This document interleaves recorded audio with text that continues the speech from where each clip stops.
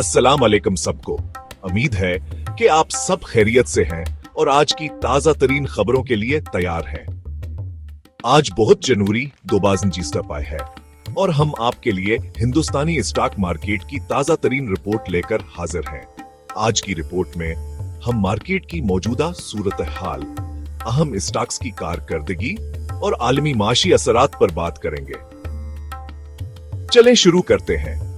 बिमबिया stock exchange या BISI आज Sensex index में 2 पॉइंट्स के इजाफे के साथ 7.2 पॉइंट्स पर खिला। यह इजाफा सरमायाकारों के एतमाद की अक्कासी करता है। नेशनल स्टॉक एक्सचेंज में निफ्टी इंडेक्स में 66 पॉइंट्स का इजाफा देखा गया, जो 60 पॉइंट्स पर पहुंच गया।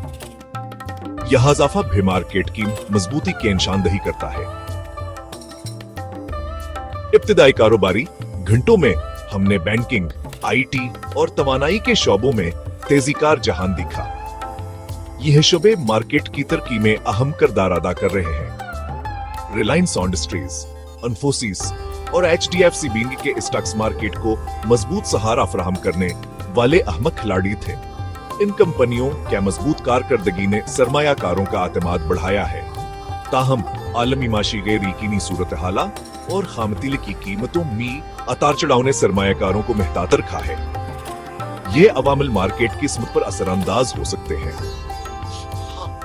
गुज़िश्ता हफ्ते गैर मुल्की सरमायाकारों ने हिंदुस्तानी मार्केट से तकरीबन 5.73 करोड़ रुपए निकाल लिए।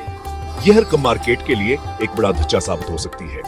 यह बुनियादी तौर पर कंपनियों के सहमाहिंदा आइजावर स्टॉक की ज्यादा वैल्यूएशंस की वजह से था। सरमायाकारों को महतातर होने की जरूरत है।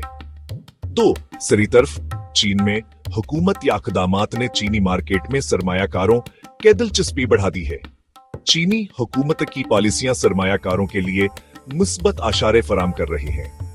आज की मुस्बत शुरुआत के बावजूद मार्केट में उतार चढ़ाव जारी रहने का इम्कान है। सरमायाकारों को महतातर होने की जरूरत है। मार्केट में उतार चढ़ाव जारी रहने का इम्कान है।